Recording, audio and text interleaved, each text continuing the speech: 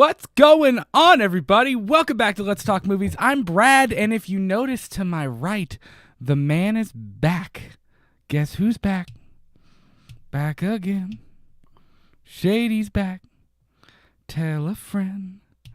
Guess who's back? Guess who's back? Guess who's back?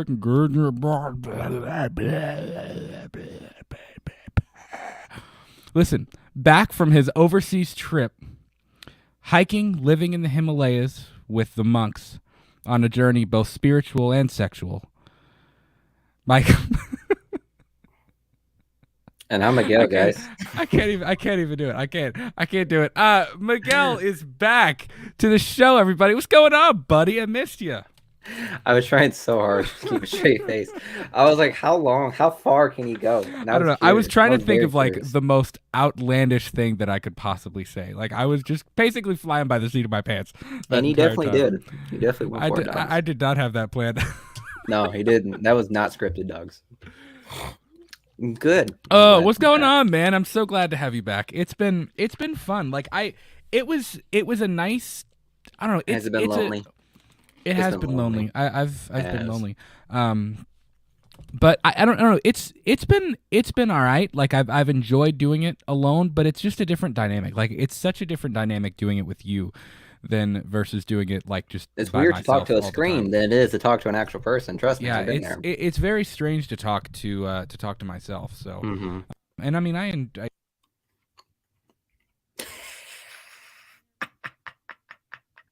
My man broke his mic. Can you hear me? Welcome back to Let's Talk Movies, guys. It's just Miguel. I feel like the Verizon commercial from like 2001. Can you hear me now? Can you hear me now? Right. Sorry, I hit. It's got this new mic setup that I have. The mute button is on the bottom, which is very strange. And like, if you try to adjust it, like I don't know. I'm just trying to adjust things. Well, but I don't know, man. You just don't touch it. But yeah, it's been fun. It's been a challenge to do the show by myself, but it's been fun. And I'll keep doing those side videos. I told them this a while ago. I'm trying to get one video out a week, one standalone video. I don't know if I'm going to get one out this week. I'm going to be honest, because this is kind of a crazy week. I've got a work trip at the end of the week, so I won't even. This is probably, I would think, this is probably going to be our only live show this week. I would think. I'm not 100% positive, unless something crazy happens. I would think this is probably going to be our last live show of the week, but it's going to be a hell of a good one. Unless Chris Hemsworth comes out that he cheated on Miley Cyrus too, we will not have a show. That's breaking news right there. What? Is he dating Miley Cyrus? No, dog. I'm talking about the whole drama between Miley Cyrus and like Liam Hemsworth. I may have been away from the podcast, but I've kept up with the news. I have no idea what you're talking about. And that's probably like do tell, because I'm very confused. Are you serious? I have no idea what guys, you're talking in about. The comments, like, tell me, like, you guys know about this. Like, who was it? I think it was like Miley Cyrus and Liam Hemsworth, I think it was. Yeah. I just want to take a minute. That was an extremely foamy pour. That's okay. It's supposed to be foamy. John Taffer would be proud of me.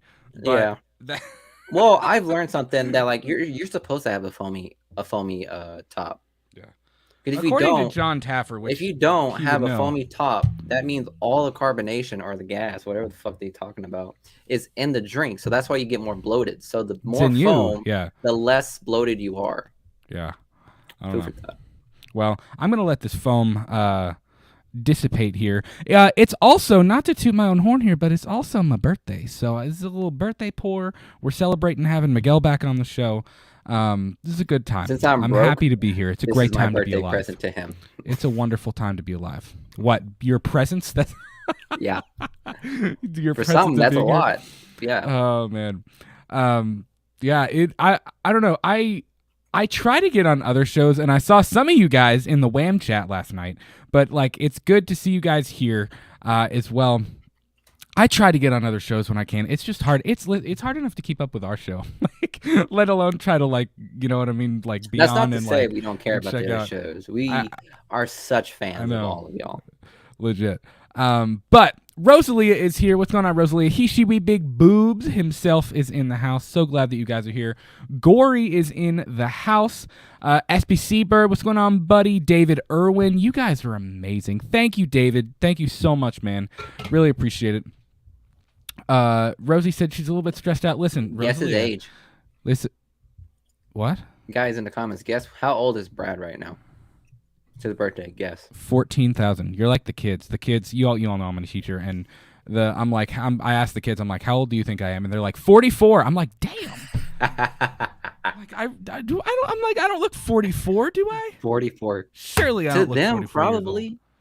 To them, maybe. Who knows? To a 9-year-old, probably. But yeah, I'm pretty sure. I don't know. Like, you can judge age. I thought teachers were like at best, way older like than 35. they actually are. Yeah, minimum was like 35 that I've had. So, and who knows? There could have been like a 26-year-old, 25-year-old for all I care. Yeah. Nope, 35. Yeah. Oh, the guesses are coming in. By the way, Rosie, if you're stressed, have yourself a drink, whatever drink you may please. Hope you've had an all right day, Rosie. We love you. Glad you're here. So the guesses are coming in. SPC guessed 28. He, she, we guessed 29. He, she, we also guessed 34. Why are you throwing in 2 guesses, bro? One is I didn't say like you only have one guess. I just said guess away, guys. Throw the numbers out, dog. At the end of the show, we'll say his age. How's that? We'll just say it now.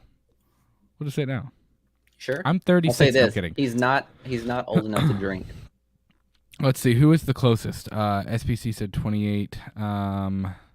SPC, you were closest. I am 26 years young today. 35. 35. 35. I'm 26 years old today. So good old 1997 was when I was birthed into the world. That was a good year. Do you know what came after that? It was a good year. What movie other than Titanic? What good movie? Yeah, I get Titanic. That's my big movie of the year I was born was Titanic. That was the top movie, I think. And Let's see. 1997. What was going on in the movie world? And in Black, in The Lost World, 1997. Liar, Air Force One. Ooh, I know what you did last summer. I know what Hunting. you did last summer is getting a sequel, like a true like Halloween 2018 style sequel, which is pretty dope. I think it's a sequel at least. Titanic was obviously the big one. Event Horizon came out in 97. That's fun. Spawn, Scream 2, Batman and Robin. Hell yeah. Batman and Robin dropped in that's when we get Ice. We get Arnold as Mr. Freeze. Guys, listen here. I did not know Speed had a sequel. Here, let me share this so we can let's look at this together. Movies from the year Brad was born. Movies from the year I was born. So we got good. I liked it. We got The Game, I Know What You Did Last Summer, Event Horizon, Devil's Advocate, Anaconda, Spawn, Contact. Contact is a good movie. Anaconda don't want unless you got Volcano. Is this? I feel like I remember this movie, Volcano. Yeah, it's called Pompeii. No, not Pompeii. Of course, it pulls up an actual. That's not what I want. I feel like I remember watching Volcano. What alien is this? Alien Resurrection came out in 97. Scream 2, The Lost World, 2 girls and a guy. That American Werewolf in Paris came out too. Two girls. I don't know if I want to say what I was thinking. We all know. Two girls and a guy sounds like a really bad porn. 2 guys chilling in a hot tub. Ooh, an American Werewolf in Paris came out. The sequel that did not live up to. That's what I just said. I was like Slaughter the Lamb. It's like shout out to y'all, man. I remember y'all. Yeah. Dude, there were a lot of good comedies the year I was born. Dang. Wow. Jungle to Jungle, Rocket Man, Flubber, Vegas Vacation, Liar Liar. You just walk past MIB. Austin fucking Powers. What the hell is wrong with you? Can I be 100% honest? Like right now, I'm gonna be real. I am not an Austin Powers fan. I'm just not. I've never thought it was that funny. I'm really. Not many people did think it, but you know what? That's where the true fans lie. Ooh.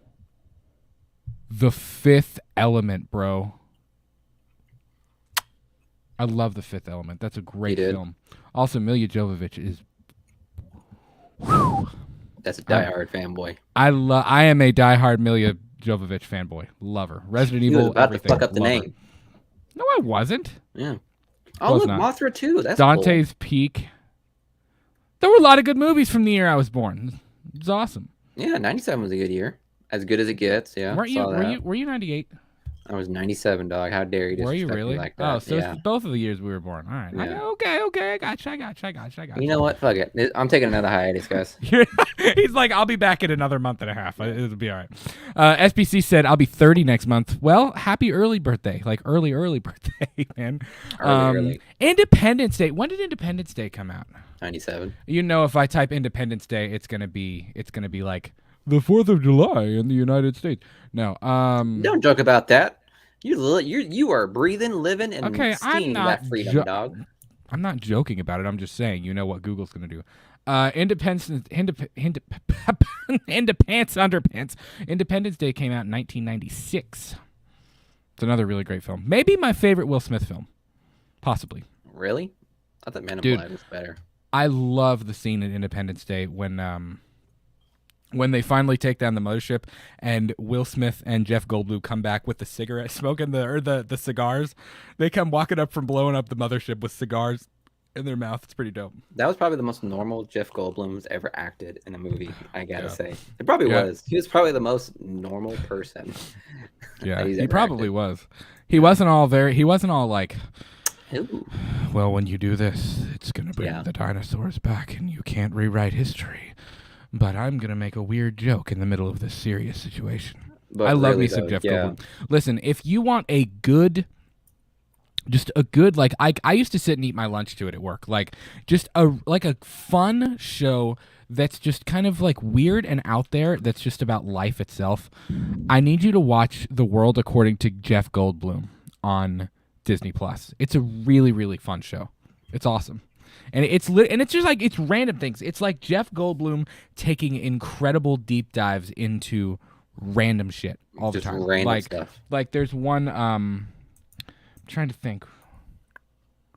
There's one about him, Jeff Goldblum investigates blue jeans, and there's one that's like the origin of blue jeans, and there's one there's quite a few different ones. It's really cool. Jeff Goldblum on RVs, like it's just weird things where you take like an hour-long deep dive into something with like the most charismatic dude on the planet. It's really cool. Yeah, it's literally like if you're like a pretty dope show. If you were just as pop culture and charismatic as you are, you literally would just have a show for anything. I mean, honestly, guy.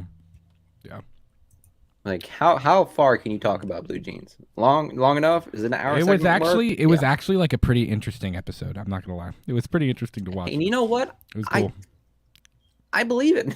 I don't know what to tell you. It was pretty cool, man. Rosalie said, "You're young enough to be my son." Well, I don't know what to tell you. Everybody I work with says that too. They're like, "I hate the fact that you could literally be my child." I was like, "Sorry." Well, guess what? It's the new generation. I don't know what to tell you. Yeah, David Irwin, he's done that Batman and Robin, that "Ice to see you." My God. You know what's worse though? I can get behind Arnold being Mr. Freeze. But you know who was, I'm sorry, but a terrible casting choice was Tommy Lee Jones as Two-Face. Yeah. That was not a good casting choice. Like shitty one-liners, I'd say, or great one-liners, depending on who you ask. Was that Bat Nipples? It was Bat Nipples. Was that the... Okay. Yeah, it was definitely Bat Nipples. I thought so. See, I don't really... I guess they were going for the comic book thing, but, like, I don't really understand, like, why was he purple? Like, why did they choose to go... Two-Face. Like, why did they choose to go with the purple look? Cartoony, I guess? It was almost too cartoony. Like it didn't necessarily... Oh my God, look at him with the full burn. Jesus. It didn't necessarily fit well into live action. You know what I mean? Because it, like, I don't know, it was very strange. Because it was comic books. It wasn't... The whole point of that movie was not to make it realistic. It was literally just to, like, put a comic book on a movie scene. I think so. That's fair. Yeah. That's fair. It's... I don't know. Look at that. It's an interesting one. Quotes. It's an interesting one. Yeah, Air Bud was in 1997. Holy shit, I love Was Air it really? Bud. Yeah. I remember watching it. I know there's like 7 I think that was the one with like the chocolate or vanilla pudding, something like that. Yeah. Recently, somebody was like, "Have you seen all 7 Home Alones?" I said, "What?" I said, "Have I seen all 7 what?" They were like there's that many Home Alone movies. They don't all have Kevin McAllister. I said, okay, then there's not 7 Home Alones. Oh, I don't know what you're talking about. Look, you mean to tell me Con Air was in 1997? Con Air was in 97. That is fucking great. Yeah. Good old Nick Cage. Dude, I'm gonna show you that God exists. He was the biggest like action star for one movie. Yeah. He, she, we. I'm gonna get to your comment in just a minute because I have something to say about Volcano. But have you seen that? What's it called? That new movie where Nick Cage is playing Dracula. I don't know. But it's great. What's it called? Reinfeld or Renfeld? Reinfeld. Yeah, it's the sidekick of Dracula. Is it Renfeld? How do you say it? Reinfeld or something like that. I don't know. Renfield. I don't know. I couldn't remember. Dude, it looks kind of funny. Like, I'm not gonna lie. I thought it would be really goofy, but I watched the trailer and I was kind of like, okay, like I can get down for some Nick Cage Dracula here. Like, he actually looks like kind of decent. Like, it looks. My hope for that movie, like based on the trailer, based on seeing Nick Cage. And kind of how he looks like he's going to portray Dracula. My hope is that they can do what I know a lot of people talk about as being really, really difficult. But hopefully they can pull off like the perfect balance between goofy and horror. Because again, we've talked about that with American Werewolf in London. That's partially why An American Werewolf in Paris didn't hit quite as hard as that first film did, because it's so hard to find a good balance between those two things, you know. I was actually who was talking? It was Tommy Lee Wallace was talking about that. I was listening to an episode of The Thing with Two Heads, which is Sean Clark and Christopher Nelson's awesome podcast. It's been my go-to lately. And they had Tommy Lee Wallace on one of the episodes, and he was talking about that, but I don't remember which film he was talking about.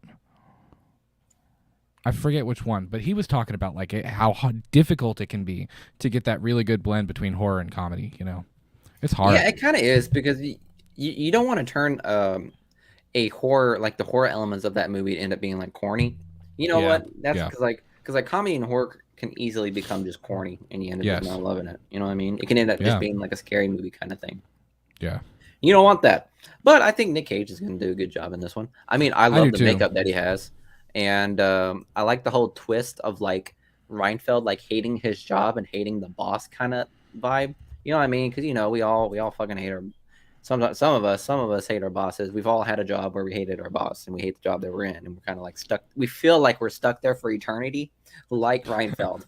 Yeah. So that's what makes it so relatable. So I'll like it. Yeah. Yeah. We can all relate to. We can all relate. We can all relate to that. To at some point in our lives. Yes. Yes. David Irwin. Face Off was 1997. It was. Yeah. Yep. It was 97. Yeah. Plan B. Why don't we just kill each other? I haven't seen Face Off in a really long time. Actually, that'd be a good one. I thought they were going to do a sequel to that, if I wasn't mistaken. I thought I heard that too. Yeah.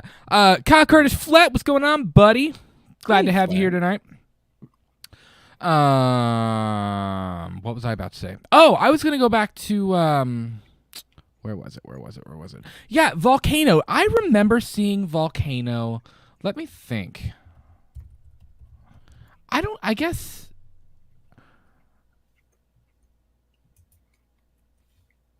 it would have been. I was a kid. I know I was a little kid the first time I saw it. But I remember there's a scene in Volcano where they're inside of like a sewer drain or something like that.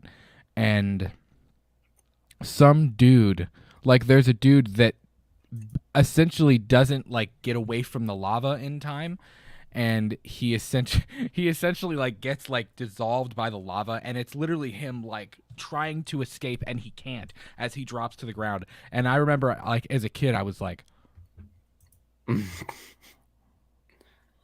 like that was actually like kind of slightly freaky as a little kid to watch somebody get destroyed by lava. Like that's pretty rough, you know. But bro, I think I missed something. I don't understand. What am I missing right now? Yo, Starship Trooper was out in '97, bro. That is the most patriotic and fascist movie I don't think I've ever seen Starship Trooper. It's like your biggest like sci-fi military advertisement thing. It's pretty good. I mean, I'm not gonna lie, I liked it, but I can see the elements of why people think it's pretty fascist as fuck. And but may that be, okay? You know what? It's still a fire movie, okay? It's pretty dope, and it has some good elements to it. All right, it's very gruesome. It's gory. Like, bro, like it's apparently it's just like the human race against insects. I feel like that's already been. I feel like that's been done, but yeah. So the insects are pretty fucking wild, and they rip to shreds these humans. And yeah, I thought that movie was pretty sick back then. David, you said who I saw Hishi Weeby Boobs. You said I'm watching Mars Attack. Wasn't that 96? I don't think I've seen Mars Attack. That's funny. It's fucking hilarious. Yeah, Jack Nicholson plays the president. No, yes, I have. I'm sure you have. Yeah, I've seen it. Okay. Old girl ends up, her head's in on Chihuahua. Like, it's so I was thinking of the wrong movie for some reason, but yes, I have seen it. Yeah, Danny DeVito's in it too. Yeah, there's quite a few pretty good. Glenn Close is in it. Yeah, there's quite a few pretty talented actors in there. I'm thinking the same thing, David. What are we talking about for hours here? What are we doing for hours? What I missed? I don't know. Cheeks for hours. I see what you mean. That's what Miguel's been doing for months. Okay. All right. Man. Well, so tonight on the show, I figured we would just kind of have a good old fashioned. At this point, we were just talking about like top movies of 1997, weren't we, guys? We were pretty much just. We were just reliving our last episode, our like fourth episode, the 90s, I think. Yeah, we did do that, didn't we? We did. I feel like we left out a lot of great movies too. Well, then again, we didn't do live. So luckily we didn't have you guys to remind us all the great movies out there. Yeah, looking back on that, like because we did. If you haven't been watching us like since the beginning, we did. When was that? Let me go back and see what episode that was. I don't know. That had to be like pretty early. February, March of 2020. Yeah, 2020. It was pretty early in our channel's history. It would have been. Oh yeah, you better scour that bitch. Are you on the page? No, you're not. Yeah, I'm looking at our channel right now. I gotcha. I'm just looking at all the images from Mars Attacked. Pretty fire movie. I'm not gonna lie. That would have been. So we did the decade series. It was episodes 17, 18, and 19. That was my idea. And now we're on 105. Yeah, that was your idea. Yeah, we did. So we did 3 different decades episodes. We did movies of the 70s, movies of the 90s or 80s, and movies of the 90s, which it was fun. I think it was pretty inclusive, but I mean that could be redone. That could be redone, but that could also be like 5 episodes for each decade. You know what I mean? Yeah, no kidding. Like if you wanted to talk about that could be a lot. I saw Flet's doing kind of the same thing with horror, but he's doing it by year. So he's doing like 80, 81, 82, 83, and like so on. Like, he likes the 80s. Which is pretty cool. Yeah, that's pretty dope. Yeah. I think if we ever did it, yeah, it'd be expanded a lot more. Honestly, the reason why we did it is because we really didn't have anything else to talk about. Like after every single pre-recorded show, at the end of the show, and we were done like recording, Brad would be like, "So what are we going to talk about next week?" Yeah, we would. And I got kind of tired of that question one week, and I said, "Bro, let's just do it decades. That way, we have 4 weeks already played." Yeah, you did, didn't you? You were like, that way we can take those 4 weeks and we can plan out what comes after that. There you go. And then we can think about switch more to live shows, and it didn't even matter anymore. But it's okay. Yeah. It's all good. It worked at the time, because I feel like at that time we probably would have been burnt out if we were like asking each other that question every week. David said, I don't know if I can last hours just because it's late in my country. Again, what are we talking about here? I think it's the length of the show. Oh. Are you not in the good old? Are you not in the States? Are you not stateside? Yeah. What country are you in, man? If that's the case, wow, it's cool. We're in country. That's we're cool. in good old Kentucky. We do have a few. Listen, we do have a few watchers in Brazil. There's a couple people that watch us from Brazil. Listeners. Which is pretty dope. Whatever, watchers, listeners, whatever you guys are, friends. We have a few friends in Brazil. That's what we can say. There you go. So we're in that good old Kentucky. Good old Kentucky. Listen, I was looking. I really want to go to Horror Hound, Miguel. What is that? At the end of March. It's supposed to be a really, really good convention. I don't know if anybody's ever been to Horror Hound, but yeah, man. What is Horror Hound?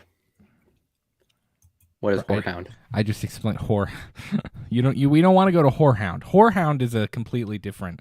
Horror Hound is it's a very different thing. But Horror Hound is it's a Cincinnati based it's a horror convention in Cincinnati. It's a horror convention? It's supposed to be. Listen, Sean Clark says that Horror Hound is the best convention in the country. So I've heard it's a pretty big deal, and I would love to go. Yeah, it's Cincinnati based, which is, I mean, Cincinnati is like literally less than an hour away from us, so it'd be like a quick one. Well, and then Mike and Jay are doing that one in Tennessee in June. I don't know. We might have to start hitting up the people. A couple people in the Wham chat were talking to me about that last night. We might have to start hitting up some more of the convention scenes, Miguel. We got to start making appearances at these things. I would love to. I would love to. Give me the time and the money. Does anybody have time and money to donate? Does anybody want to donate some sick time, like some PTO? Bro, like for real though, like do a GoFundMe to fund my PTO days, dog. Yeah. Oh god. But yeah, I'd love to go to these conventions. Horror Hound. I remember you talked to me about Horror Hound, and whenever you talked to me like last month, like you mentioned that, and I was like, it seems like a fun time. I mean, I love Cincinnati, guys. Like, if you guys are from Cincinnati, shout out to y'all. I love that city. And yeah, I mean, city. I love the convention that we went to in Scarefest. You know, it was a good atmosphere, good people. I met a lot of good Lexington friends. Yeah, Lexington. Yeah. Yeah. And yeah, Lexington's our neck of the woods. It is. Yeah, it's literally just like I could walk to fucking Lexington if I so choose to, but I don't. But you'd be walking for a while, damn. Hey, I biked my way to fucking Lexington and act like that was back when my legs actually worked. Bull crap. I biked to Lexington. Get out of here. Call me on my BS all you want. Okay, yeah, I didn't. Yeah, I figured. Oh, David he's from Ireland. He's Irish. How? That's a terrible. Don't, David. Please don't unsub. David, please don't unsub. That was the worst. Okay, I will put this guy. Like, what's the word? I'm gonna boo myself on that. I will report him to my RHR. I'm gonna boo myself. Okay, I will hold him responsible for what he just did. Okay, his maybe the worst accent I've ever given in my entire life. What we represent on the podcast. Okay, we love the Irish. We do. There's a lot of awesome people in Ireland. David, I love you, buddy. I love the Irish. Terrible Irish accent. That was awful. Flet said, "What was the first horror film to truly shock you?" That depends. For me, I don't know. For me, that depends on the age. As a young kid, Jaws, because I am originally from Florida and I was at the beach all the time, and seeing Jaws as a little kid was like paralyzing to me. Like my parents said, I used to watch it from behind the couch, but I couldn't look away. Jaws is one of those movies. It's like a car wreck. Like you can't not look at it, even though it's like a gory, awful scene to see. Like when Quint's dying, like you can't look away, but it's still kind of like harrowing to see. As an adult, I'll say, and it's ironic because I absolutely adore this film. It's one of my favorite zombie films ever. And yes, I do consider it a zombie film. I know people are going to be like, oh, it's not a zombie film, blah, blah, blah, blah, blah. 28 Days Later, genuinely, no. It's definitely not my Irish accent either. But 28 Days Later genuinely freaked me out the first time I saw it. Like I don't know what it was. I do know what it is. It's partially, I don't know. It's a few things. It's the fact that it's shot on film and it has a very grainy, strange look to it. It's also the fact that the zombies are terrifying in that film, or the infected, whatever you want to call them. They're pretty scary in that movie. Like they puke blood and they run and they're very like spazzy and unpredictable and yeah, I don't know. It's a pretty creepy film. It genuinely scary. There's not many horror films that genuinely, like, after it's over, I feel uncomfortable for the next 24 hours. But every single time I watch 28 Days Later, it genuinely makes me feel uncomfortable. Like, I don't want to be alone after watching that movie. Like, I really don't. Like, everywhere you go, it's just like you're scared of what's happening on the wall behind it. It's 28 Days Later is freaky. But what about you, Miguel? Ah, damn it, man! I was hoping I'm be able for you to keep talking so I can find that fucking movie. I forgot what it was, but it's an alien movie, guys. It's not the Alien like Ridley Scott, but it was another. It was like an abduction movie. Like the mother is trying to find either her son or son that was like kidnapped, whatnot. And she goes through this whole whole thing and stuff like that. And I don't know. It talked about it showed the video of her trying to it was like an exorcism, whatever, but she was apparently being spoken to through the aliens. And dog, the way she was acting, I was like, oh shit. What? Yeah, I have no clue. I have to figure it out. What are you talking about? Yeah, we'll come back to that. Find it. But if I want to give you a quick answer, man, honestly, it's gonna be Sleepaway Camp. Seeing old girl, that's fair. That's a good one. Or oh boy, and that fucking sound he was making. That's a good one. Yeah, I did not like that. There's also I will say, as a, I don't know, middle school was when I really got into horror. Really started getting into it. The fourth kind. There are two more that kind of, I would say Jaws was the first film that really scared me.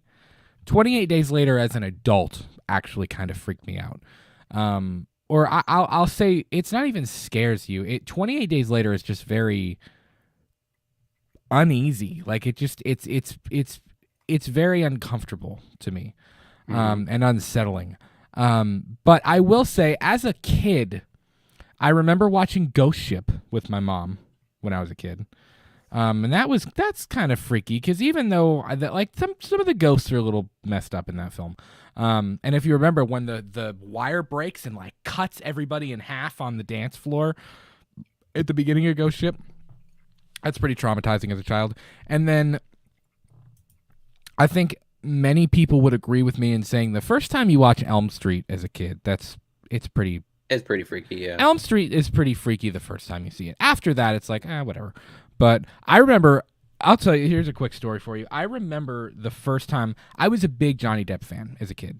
Loved the Pirates of the Caribbean films. I've always been a huge Johnny Depp, even with the Heard stuff going on. I've always been a Johnny Depp fan. I did not even catch that. I don't even know where I was about to go with that now. Oh, it was really honing in on that. I really did. I threw myself off for a minute. Yeah. But I will say, I remember where I was when I saw Elm Street the first time, because we were living in Kentucky. We had moved here at this point. We weren't living in Florida. And I remember my parents Elm Street was on TV. I think it was on AMC Fear Fest or something like that. Yeah. And I remember they were watching it and they were like, "Hey, that's Johnny Depp." And I was like, "No way." And I walked in at the moment when Rod is in jail and Nancy's in the dream, and she oh, you took a long time to tell me. I know what you're talking about, yeah. Well, Nancy's in the dream and she's already telling Johnny Depp's character, "Hey, wake me up if I start to do some weird stuff. If things start to get awkward and I start to get panicky, wake me up out of this dream." And of course he falls asleep too. That's how he's there. And when she sees Rod in the jail cell and Freddy walks through the bars and he just kind of looks up at her and kind of gives her a grin. He's not, you know what I mean? He just kind of gives her a weird, creepy smile. And then she's yelling at him and she's like, "Come on, you bastard," or whatever. And she's yelling at him and she's like, she says, "Glenn, aren't you there?" And all you hear is Freddy in an echoing voice go, "I'm here." And that was I remember as a kid, I was like, Like it makes the hair on the back of your neck stand up. It's a very, very creepy moment. It's maybe my favorite moment in Elm Street, which I know is given like Rod's death and Glenn's death and the end of the film, like the battle between Nancy and Freddie at the end. I know there's a lot of moments that I think a lot of people would say are their favorite Elm Street moment over that. But as a kid, that moment freaked me out when he says, "I'm here." And then he jumps out from behind the bush and he chases Nancy and they kind of have that first confrontation. That's a killer moment for me. Like, I've always remembered that as being, I'll never forget that. Yeah, I feel like that is like one of your staple things you say when regards to shocking, because you always mention that one. So well, it is. It scared me as a kid. It's an uncomfortable scene. You know what I mean? It's very uncomfortable. So I found out the movie. Okay, I'm Rosalia listening. I'll be right back. I am listening. Okay. Well, Rosalia, yes, it is the fourth kind. And I'll tell you why, Flet, if that is the most shocking to me. It's because the fact that it uses like the stupid VHS found footage tapes of like alien like abductions or alien like fucking exorcists or whatever. I can't really explain what the hell is happening. But it was just the found footages of those things that they try to do, the VHS kind of versions. And those always like, it freaked me out. Like there was one scene in particular where the guy just like is just sitting there, he's all relaxed. But all of a sudden he like loses his mind and he starts levitating, screaming, and the VHS starts cutting out. I was like, oof, I don't like that shit. And I think also, have you not seen it, Brad? What are you talking about? The fourth The kind? fourth kind, yeah. Like Bro, Close Encounter? No, it's Mila Jovovich. She's in that movie. Oh, yeah, I know what you're talking about. She plays that psychologist. Yeah, it's like trying to like figure out like all it's these my girl, of people. course. Yeah, I know what you're talking about. She really hits it hard. So yeah, those like footages that that they of like the actual like interviews and stuff, that shit freaked me out. Like bro, I ain't about that life. So he said, nope, nope, I'm not about it. David said, I couldn't sit on the toilet after Jaws as a kid. Dude, that's terrifying, the thought of the shark coming through the toilet. And a bath was out of the question. My daughter was the same. Believe me, same. It's funny because I remember we were talking about that. You're in such shallow waters and you can see your pecker through the water, but yet you're still scared that there's a shark there. I get that fear. Well, most shark, like legit, I'm being honest, like because I'm a nerd and I'm interested in the ocean. I'm actually like a huge ocean. We went into a very deep, we went into a very deep discussion on this. On an episode. I think it was if you go back and watch, it wasn't this show, it was Purely and Simply Evil. If you go back and watch the Event Horizon episode on Purely and Simply Evil, we went into shout out to Ryan. You recommended that movie. Thanks, man. We went into like a 50-minute just weird like mental state where we were just like, what if this happened? Would you be more scared if this happened? Why is the ocean scary? Like, it was just a weird, like, we just kind of lost ourselves for like 50 minutes, and then we were like, what happened? Like we did? Like you and I. We were talking. It started off because we were talking about which would be scarier, being lost at the bottom of the ocean, like in a submarine, or being lost in space. Oh, yeah. And we were trying to decide, like, which. I know, we were trying to decide, like, which one would be, like, scarier between the two of them. Yeah. I don't know. I still think I don't remember what I said, but I think I'd rather be lost. I think I was able to convince you that Lost in Space is probably just, if not more, scarier than being lost at sea. Yeah. Gory said there's a UFO in Jaws? Bro, when I saw that comment, I looked it up. I was like, you're lying. But is there? I mean, what'd you find? Nothing. I didn't see anything. I mean, maybe. Hold up. UFO number 2, Jaws, the movie, 1975. There very well could have been. Yeah. Well, in Jaws, you can spot a meteor / UFO in the background. Spielberg followed up Jaws with Close Encounters of the Third Kind. What was it, like? That's pretty dope. Yeah. There is a shooting star in that scene. There's a shooting star in the scene when they're singing the farewell and adieu to your fair Spanish ladies. Farewell and adieu, you ladies of Spain. Or no, that's not when they're singing that. It's when they're singing show me the way to go home. I'm tired and I want to go to bed. Yeah, that's when they're all kind of getting drunk and they're showing each other their scars and stuff. Mm-hmm. And then that's when you get Richard. Dude, I love Jaws. God, Jaws is one of the few like 12 out of 10s like ever. Like 12 out of 10s. 12 out of 10. Okay, okay. Like it's a perfect movie. There's a couple of times where like Brad is like he's told me that he watched a movie and he said it would be like 14 out of 10 or like 20 out of 10. And I remember I think I called you out on it and I said, "Bro, you hand those out a lot." Do I? She kind of think so. Bro, you handed that to fucking Otto. And I hadn't even seen it, and it hasn't gotten much. It's not a 12 out of 10. Did. Jaws is a 12 out of 10. You definitely said it was a 12 out of 10. I was like, that at that point, that when you sent me that, I looked at Sierra and I was like, we both said like, I feel like you're handing those out like pretty easily. So I was like, I mean, you love movies, so like I cannot like knock you down for that. But it just in my head, I was just like, dog, you really handed those out like a lot. SBC Bird said, favorite video game moment of all time. That's a good question, man. I can tell you mine, and it is in the most, and it has just been remastered too, and it's in Dead Space. Dead Space. Yeah, Dead Space is definitely one of my favorite games that I've played. And in regards to the moment I was thinking of was when what's his name? What is his name? Isaac realized that his wife that he was trying to find was actually dead, and it was like all in his head of like him like everything that he was talking about was like in his head throughout the whole thing of like so-called the marker, like fucking with his mind, trying to get him to do stuff. And like you in the whole game, you're thinking that you're gonna find her, but then it ended up just being not real and not true. And that shit fucked with my head too. I was like, bro, are you fucking? It was one of those things where like you kind of like go back and you're like, bro, what were the fucking signs? Like I feel like I missed a lot right here because I was like, oh shit. I was like, okay, so it's this type of game. But yeah, I mean, Dead Space, it's a pretty fire game, man. I'm not gonna lie. Yeah. That's tough for me. Because I have a lot. Come on, man. You could think of one.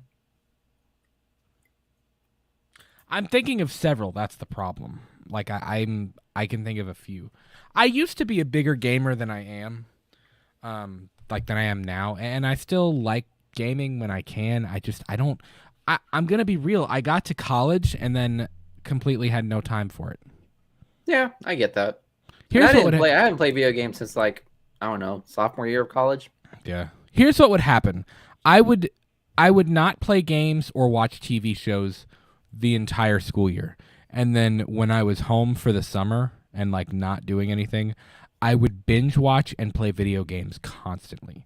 Like I watched all of the X-Files, which is a lot of TV. In one summer. I just literally sat and binged the X-Files in its entirety to get ready for season 11 and 12 or 10 and 11. But I don't know. My favorite video game moment of all time, I can tell you probably the most exciting video game moment of all time for me, and that was beating Resident Evil 4 for the first time. You all know I'm a huge Resident Evil fan. And I've said before, when my dad and I beat Resident Evil 4, like again, it's Miguel's favorite trope from a video game is whenever it hits the fan in Resident Evil and you think there's no hope left, there's a rocket launcher. Yeah. There's always a rocket launcher. If you just double press X triangle, left trigger, left down, twitch, and then 69, all of a sudden a rocket launcher will appear out of nowhere. Well, when you'll get that ting light, that ting light of the grenade launcher from a distance. Like it won't pop up in front of you. It'll be at the very distance. You're like, there it is. Yeah. Well, at the end of that game, if you remember, which it's getting remastered now, and I'm super excited to play it. I need to buy it. I need to buy all of the remastered Resident Evil games, or the remade games. But if you remember, you're fighting Salazar at the end, and he's mutated, and he's kind of a big spidering thing, and he's like you're fighting him, and you're using your hand, like it's like you're running out of ammo. You're getting down to the wire, and Ada screams, "Hey, Leon!" and she throws him a rocket launcher. Bro, when I shot that rocket launcher and it cut to the cutscene, him and I were like it was the best moment ever. Like, it was the coolest thing that's ever happened. Beating The Last of Us was cool, but The Last of Us is more of a it's like a relax. It's like a Thanos resting in the garden kind of thing.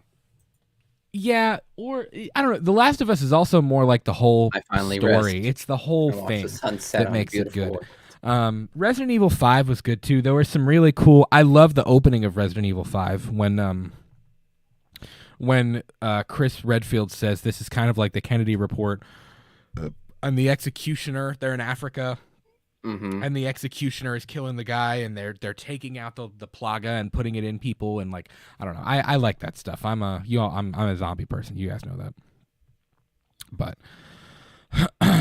David said, Brad Miguel, have you ever seen the fan-made video game Terrordrome? It's online. It's like Street Fighter 2, but with all the horror icons. I have not, but that sounds sick. That sounds pretty dope. I would be willing to check that out. I probably know what you're talking about. Definitely. Yeah, I think I do. I've never seen that, but I'd be willing to... I've seen this before. I'd be willing to check it out. How old is this game? I feel like it's really old, isn't it? Or is it new? I don't know. I may be thinking of another thing, but... I'm not sure. Yeah, David, you bring up a good point, man. Halloween is my favorite movie of all time, but I think that Jaws is the best movie ever made, especially for provoking emotion. You know, it's funny because Jaws was such a disaster when it was being made. You know, like Jaws is one of those movies that should not have worked in any way, shape, or form. The production was a disaster. Steven Spielberg said this would be the movie that tanked him, and it's ironic that it's the movie that made Steven Spielberg Steven Spielberg. You know what I mean? He probably went home and he was like, you know what? Fucking done with this fucking movie shit. It's just kind of funny. I mean, it took them like 180 days or something to actually wrap that movie. You know what I mean? It was just, it was a disaster. Nothing worked. Nothing went the way it was supposed to. But when you look at it, it's like, God, Jaws is like, it's amazing. I mean, you can't, you know, it's nuts. It's so good. So good. So good. So good. How about you? I'm just looking at this Terrordrome. Wow. Speaking of Jaws, as we said, my birthday today, but John Williams turns 91 years young tomorrow, man. Okay. When you get to the 90s, it's no longer that. It's 90 we can't say 91 years young 91 anymore. Years dust is what it is. No, bro, he's doing pretty good, man. For a 91-year-old man, John Williams looks pretty good. He's still conducting. He's still doing the thing, man. I'm not saying he's decrepit. I'm just saying man's dust. Yeah, but he's received some rich dust. he's some rich and famous dust. Did I say the man was poor? No, I did not. This man is fucking loaded, but he is dust. Man, that would be a cool episode. Like top 5 John Williams scores. That'd be a fun one. Shoot, we might do that in our next episode. Who knows? That'd be a fun one to do. Well, there'd be some good ones. Saturday. That'd be some good ones. But yeah, man, happy birthday to John Williams. Incredible. And you know, it's really funny because I believe he originally said that Indiana Jones and now what's called The Dial of Destiny, which is part 5, would be his final movie and he was going to retire after that. I think he said that about like a couple of movies. But it's funny. I think he was talking to someone who was like 99 years old or something like that, like 9 or 10 years older than him. And they were like, listen, my 90s has been the best decade of my life. Like I am in my prime. Like in he my said 90s. That?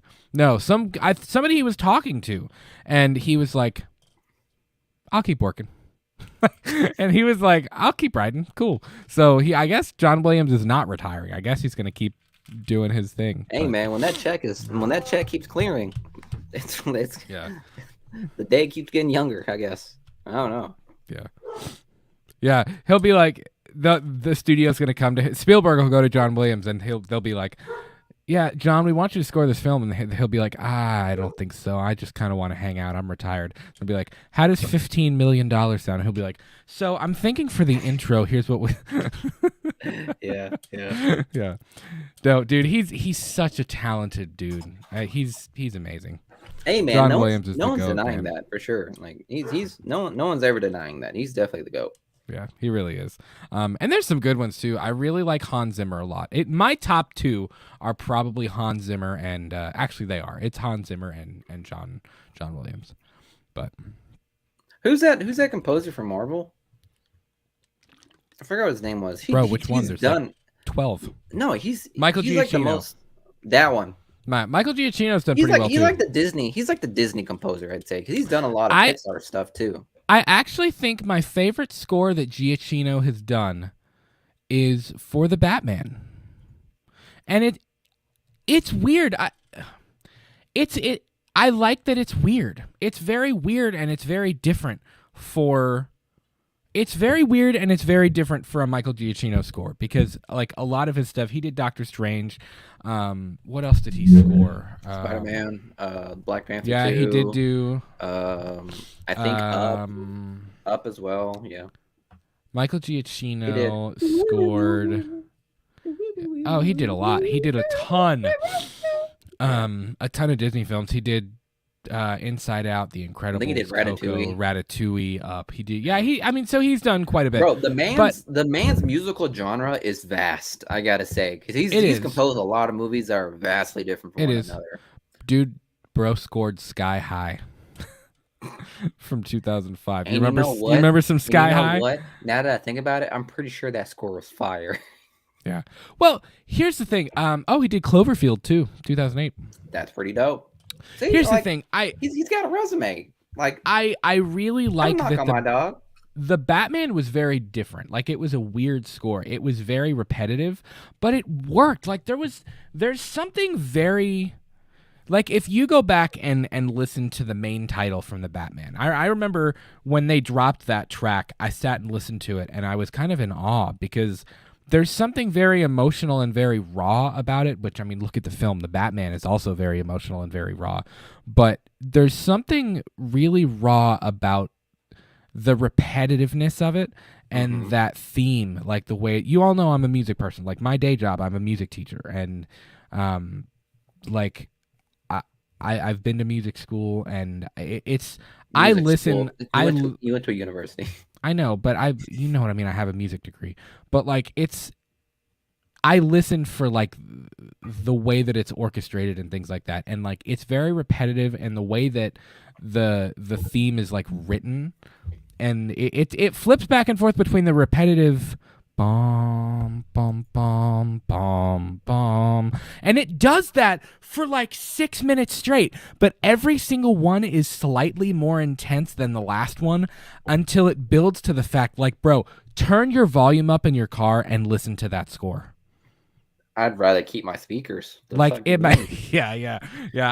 You better not have it above like a 50 because you put it any more than that, and your car is gonna like explode when it gets to the end. Yeah, right. But it swells more and more and more and more and more and more, and it's such a good score. I really really like it. It's different and it's weird, but it's very gothic and it's very emo and it's cool. I like it a lot. I love the Batman. I still think the Batman was my favorite movie of the year last year, and it's my favorite thing that DC has going for it right now. Which we're going to talk more about the DC thing. So speaking of, let's just go there. Speaking of DC, so Miguel, I did a video about this. I kind of talked a little bit about the top 5 things that I was most looking forward to from this new DCEU slate, or as it's now known as the DCU. And I had said there were a few things that I thought were really interesting. Wait, what is it now called? It's just called the DCU now. DCU? The DCU. That's it. But they announced the new stuff, but I had said, there were a few things that I thought were really interesting. There's the idea that it's going to be a continuous continuity from The Flash and from their current slate of films, which I did not expect. I thought it was going to be just a blank slate starting with whatever their first film would have been. But no, it actually ties into The Flash and to Shazam! Fury of the Gods and Aquaman 2. It ties into all of that stuff, which shocks me. I feel like, but by a very small I don't know. margin. I said that in that video. I said I will be very, very intrigued to see how they pull that off, because that is a big, like, James Gunn is he's a great choice to do it, but that's a big bow to tie, like, legit. I feel like my man like dyed his hair, because there's no way my man went full on like white beard and white hair. I feel like he did bleach his hair. Yeah. Well, so I also love the fact that they're transferring the Elseworlds idea, where, if you remember in the DC comic books, I believe it was in the 90s when they started actually branding it as Elseworlds. That was their way of telling different versions of characters. Like, you have like Spider-Man, like the main continuity of Spider-Man. I know it's Marvel, but just as an example, you have like the like you have CW did that. You have Ultimate Spider-Man, you have Spectacular Spider-Man, you have, the different versions of the character. And the idea that they're using the Elseworlds thing to justify Todd Phillips' Joker universe and Matt Reeves' Batman universe, which they say both of those are 100% alive. Like, they're not going anywhere, That's cool. And I know, like, they're doing the Black Superman film with, I forget who's directing that. But there, there's quite a few other projects, and they still have Teen Titans Go. They still have the Harley Quinn series on HBO Max. There's other things happening too. But looking at the slate, Miguel, have you had a chance to really look at this yet? No, not really, honestly. Yeah. Well, so obviously Shazam drops in March. The Flash is in June, and as you see, the Flash is like the universe reset. He said the Flash.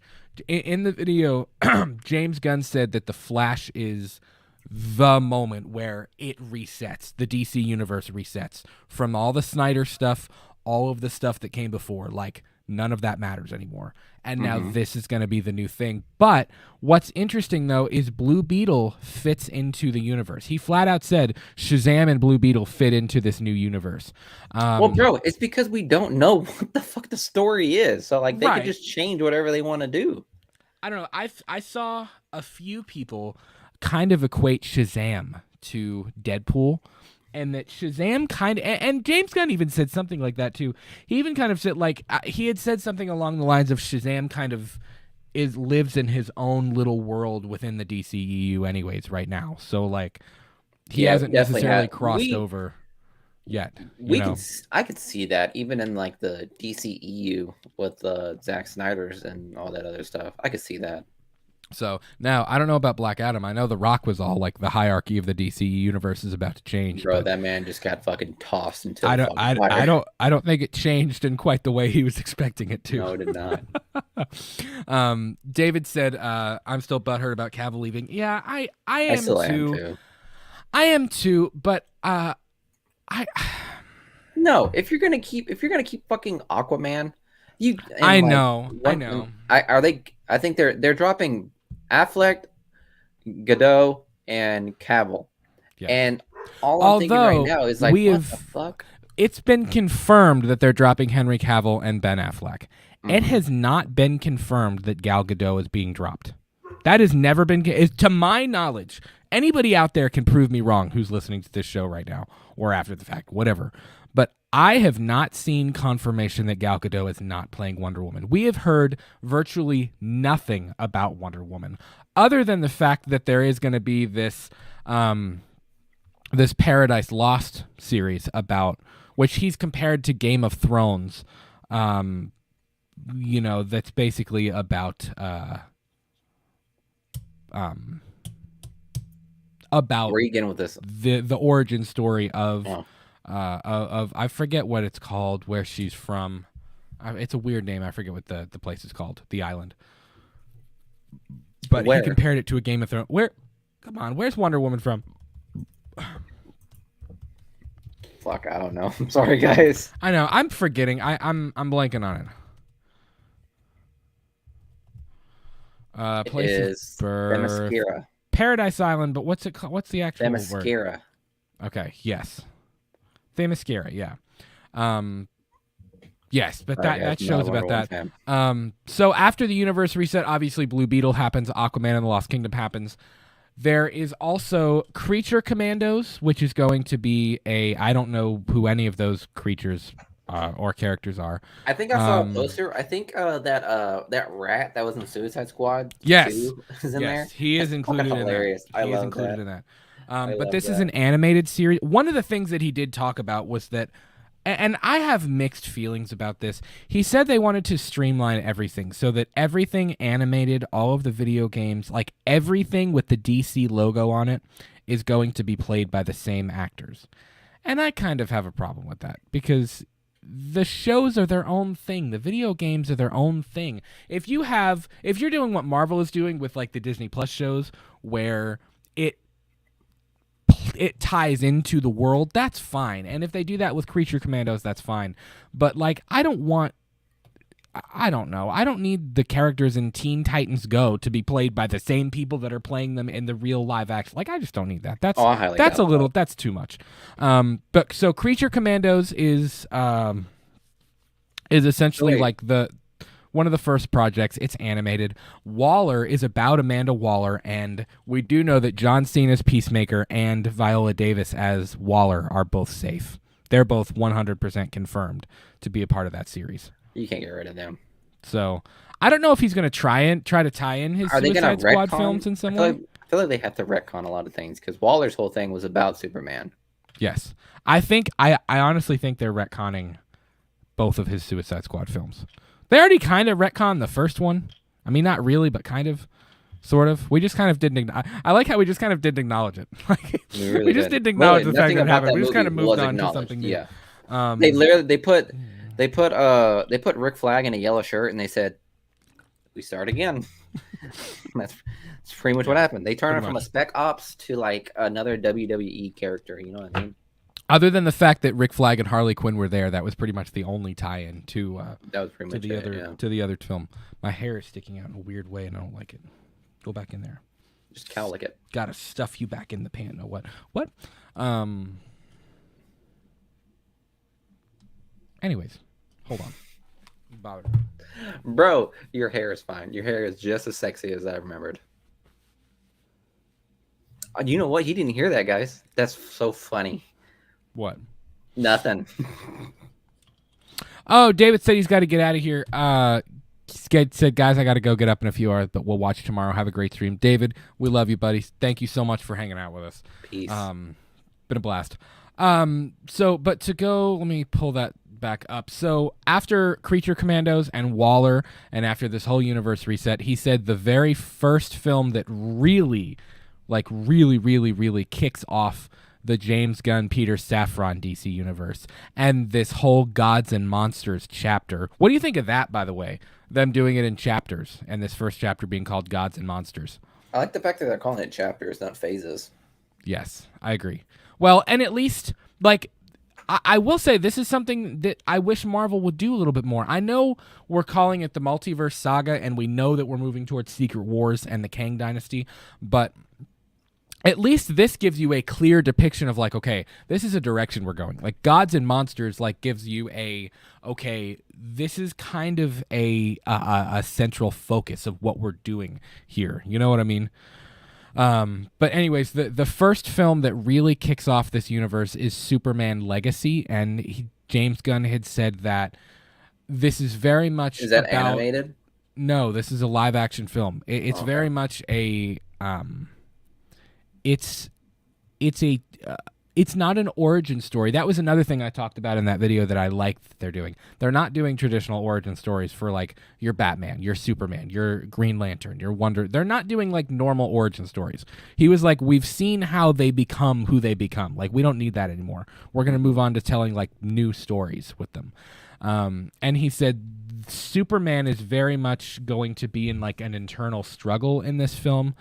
And he's already established. He's already working for the Daily Planet. He's already an established superhero, but it's more of Superman's struggle with being good and not being able to do bad things to protect people. Basically, is what Superman. So that moral dilemma is going to be. Yes, it's basically a moral dilemma film. I honestly, out of any of them, I thought Miguel's going to be excited about this. You're going to think this is cool. Lanterns is a live action series. It's not a film, it's a series. And it's basically, I if I remember correctly, I'll have to go back and watch this video. He said that the main focus will be on Hal Jordan and Jon Stewart. Yes, it'll be on. Well, which? So these characters are just going to be like there, like there's no origin stories happening. Let me see. I'm gonna be okay with that. I'm not gonna lie. Which one was it? I think it was Hal Jordan. Yeah, maybe it was Jon Stewart. Yes. I thought it was. I don't know. For some reason, I thought it was a different one. So Lanterns is going to be a series that essentially. It doesn't focus on one singular Green Lantern. It basically, I think he said the focus is going to be on Hal Jordan and Jon Stewart's, but it also tells it's like an origin story. Instead of doing an origin story for one Green Lantern, it basically does an origin story for the entire Green Lantern Corps and takes you through different eras. At least that's what I got from how he described it. I think that sounds pretty dope. And I thought you would think that sounds pretty dope. Yeah. Honestly. I like Green Lanterns, man. I do too. And I think I honestly I didn't mind Ryan Reynolds' Green Lantern. I thought it was really fucking cheesy, but I didn't mind it. It was super cheesy. But I don't know. I think that's kind of cool because we've never really dove into the Green Lantern Corps as a whole. You know what I mean? So that'll be kind of cool to see. The Authority, which is going to be a film, no idea who they are. They're basically, they think the world is broken and they go to save the world in their own way. I think he compared it to Watchmen. Same idea as Watchmen. Paradise Lost is like a Game of Thrones style story about the origins of Themyscira, whatever. Themyscira. Whatever. Where Wonder Woman is from. This one is interesting. What is it? Curious to get your thoughts. Batman the Brave and the Bold. Let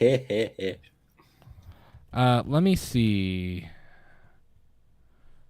It's like it was a cartoon, if I'm not mistaken. It was a cartoon, but it also features. Hammer of Justice sees no gender. Yeah, it features. Let me see. Let me take this away real quick. Dietrich Bader was the one that was the one that played Batman, and he did a pretty good job, I got to say. Yeah, he. I forget the Robin though. It's what's his name? Yes, it's Damian Wayne. It's Bruce Wayne's son, essentially. So he said they're really going to lean into the Bat family in this one, which and that's is cool. Interesting. It's cool. It'll be different. It'll be something different. We've gotten plenty of Batman origin stories. I hope. I'm not sure who they'll cast as Batman at this point. Here we go again. Let's see who they cast. Here we go again. But yeah, we're casting another Batman. We ranked him in an episode. I don't remember. This was out of live action. Yeah. This would probably have to be 6 or 7. Yeah, 6 or 7. Jesus you know, Christ, man. Maybe 8. Well, I mean, it goes to his saying. You know. Yeah. It's not the mask that you wear, it's what you do. I don't know if I know. So what'd she say? It's not who you are underneath, but it's what I do that defines me. There you go. Bruce dives off of a building. But yeah, I don't know. There'll be Batman the Brave and the Bold, which okay. I'm down to see what you're gonna put on my plate. I can't promise you I'll eat every bit of it, but I'll try it. I'm willing to eat it. I'm willing to roll it around on my tongue and then spit it back out and then try it one more time. He's not going to push the plate away, is what he's saying. I won't push the plate away, but I can't promise you I'll like it. Guys, listen, this is one of the very first times you're hearing Brad saying he's not going to push away something that's DC. No, it's not. I love DC. I just didn't particularly like what they were doing with it before.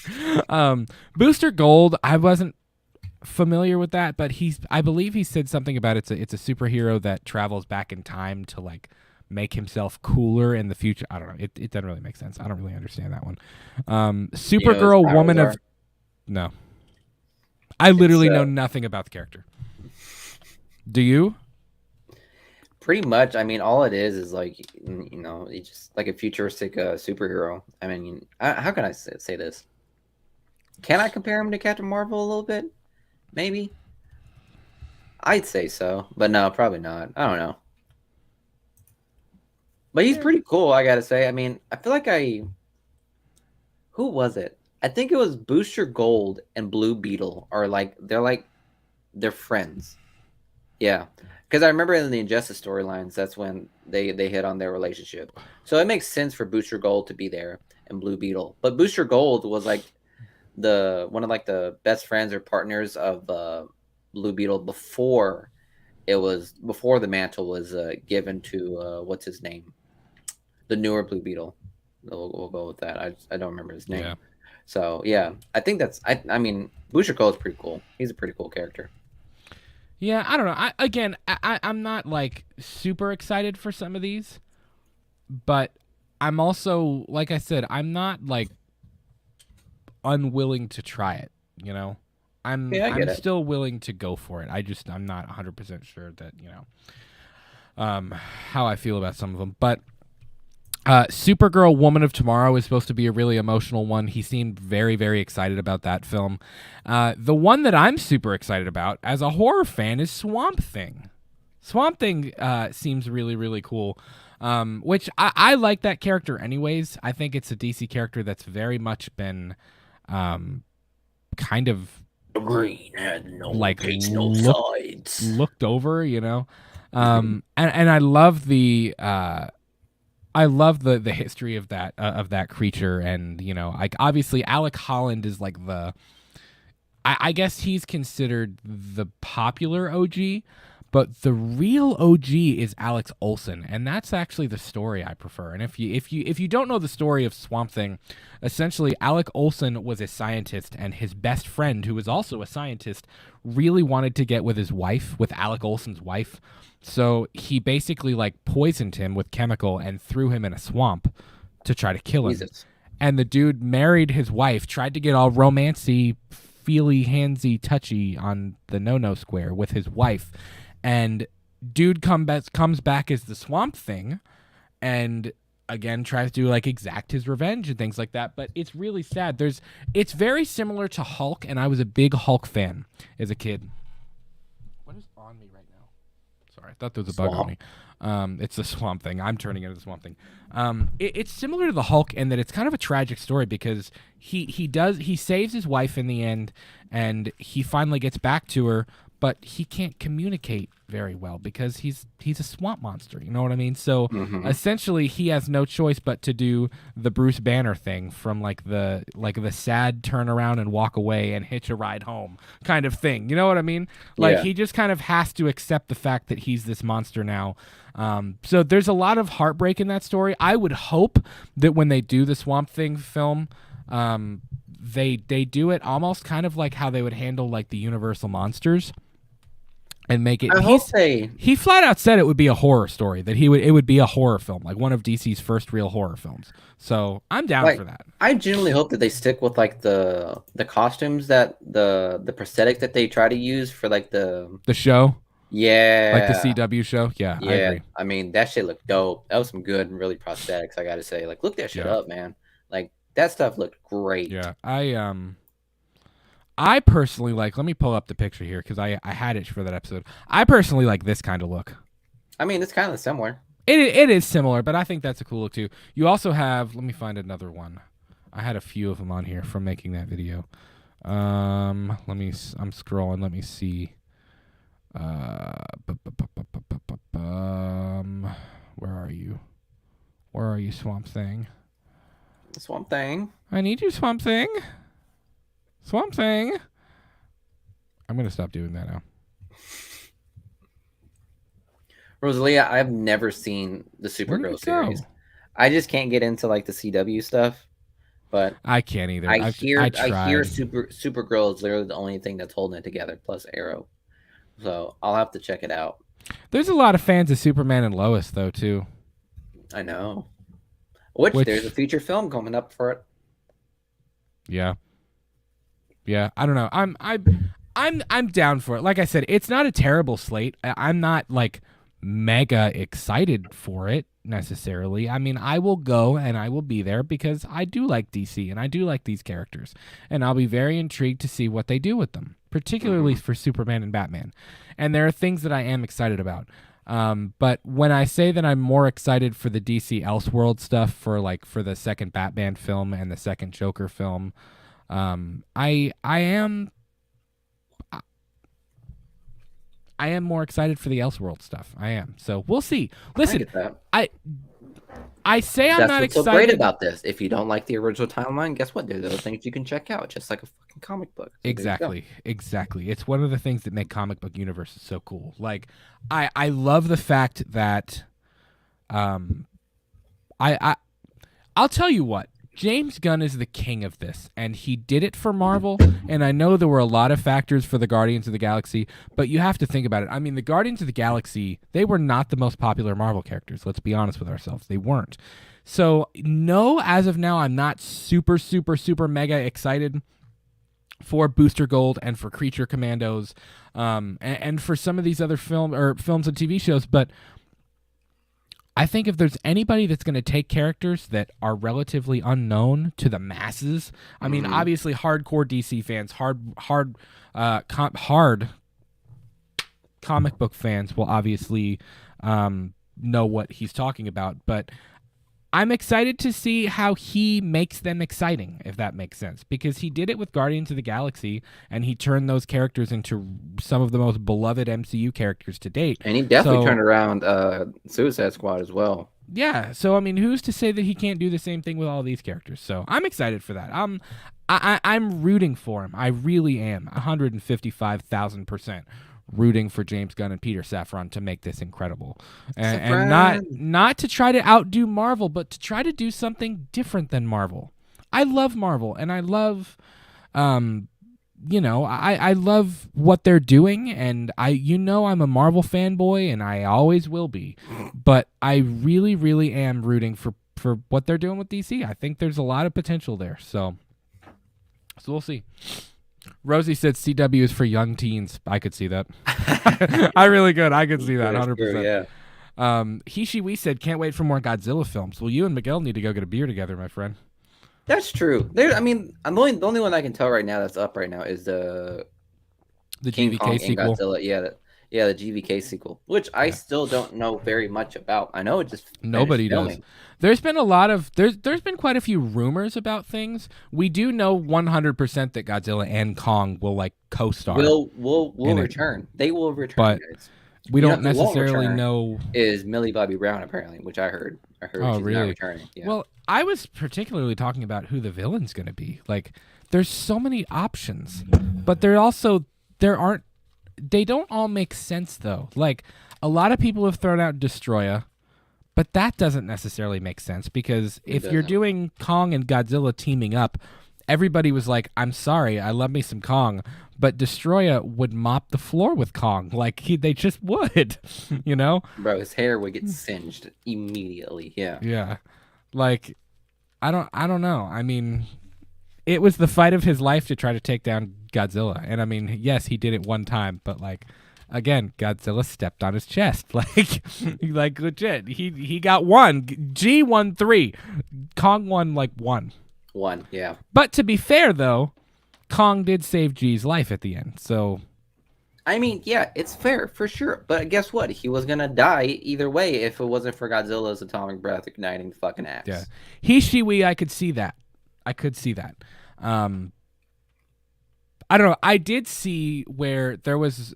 Somebody had posted a fan. This wasn't necessarily a rumor. This was basically just a fan plot. But it was what if we lead up to a Destroya big bad, and you can do Gigan and you can do Mecha Godzilla or we're not Mecha Destroya or not Mecha. God, who am I thinking?